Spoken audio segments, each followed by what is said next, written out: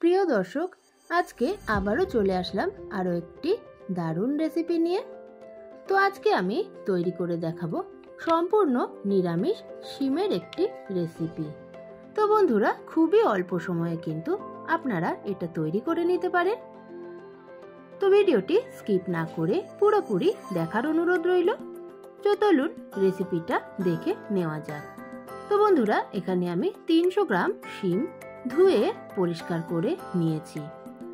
এখন একটা ছুরির সাহায্যে আমি শিমের যে শিরগুলো হয় সেগুলো আমি এইভাবে কেটে কেটে ফেলে দেব। তো দেখুন, একটু লক্ষ্য করলেই বুঝতে পারবেন আমি শিরগুলো এইভাবে ছাড়িয়ে নিচ্ছি। তো বন্ধুরা, আপনারা কিন্তু চাইলে বটি দিয়েও এই কাজটা করে নিতে পারেন। তো বন্ধুরা, গল্প করতে করতে আমার কিন্তু সবগুলো শিমই কাটা হয়ে গেছে। দেখুন, এইগুলো এখন আমি ফেলে দেব। তো এখন আমি শিমগুলো সাইডে রেখে দিলাম। এখানে আমি একটা বাটি নিয়ে নিয়েছি।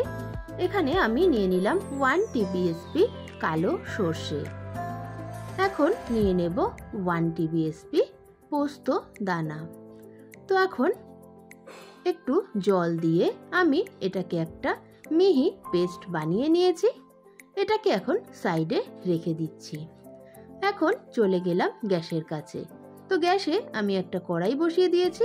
এখন 5 টিবিএসপি সর্ষের তেল আমি এখানে অ্যাড করে দিয়েছি। এখন তেলটাকে একটু গরম করে নেব। তো তেলটা আমার গরম হয়ে গেছে। এখন শিমগুলো আমি এখানে অ্যাড করে দিলাম। এখন শিমগুলোকে আমি একটু নেড়ে চেড়ে গোল্ডেন ব্রাউন করে ভেজে নেব 4 থেকে 5 মিনিট ধরে। তো দেখুন বন্ধুরা, আমার কিন্তু ভাজা হয়ে গেছে। এর থেকে বেশি কিন্তু আমি আর ভাজবো না। এখন আমি শিমগুলোকে একটা পাত্রে তুলে নেব।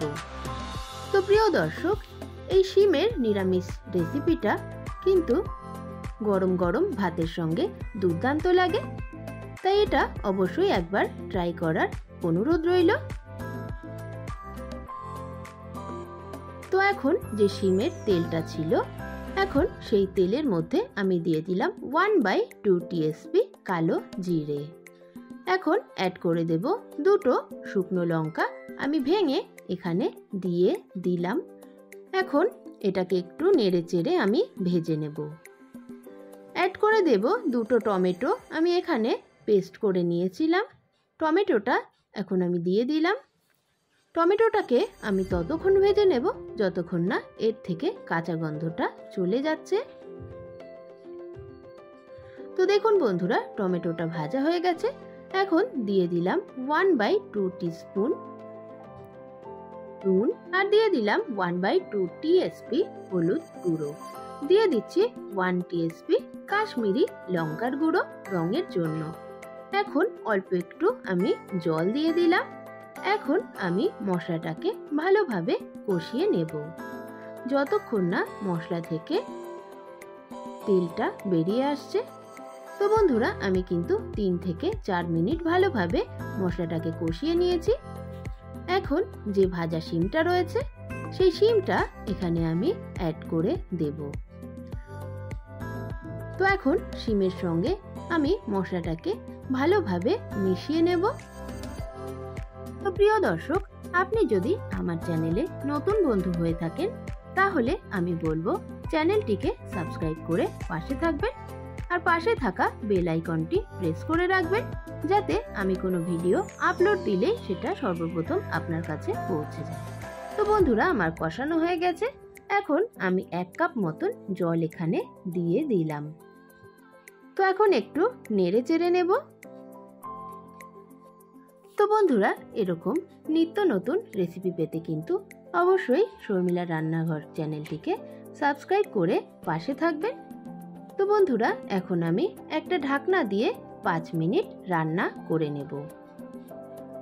তো বন্ধুরা, ফিরে আসলাম 5 মিনিট পরে।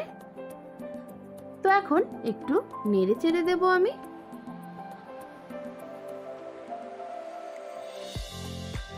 তো এখন আমি অ্যাড করে দেব যে সর্ষে আর পোস্তর পেস্টটা করে রেখেছিলাম সেটা এখানে অ্যাড করে দেব। তো দেখুন আমি একটু নেড়ে চেড়ে দিচ্ছি।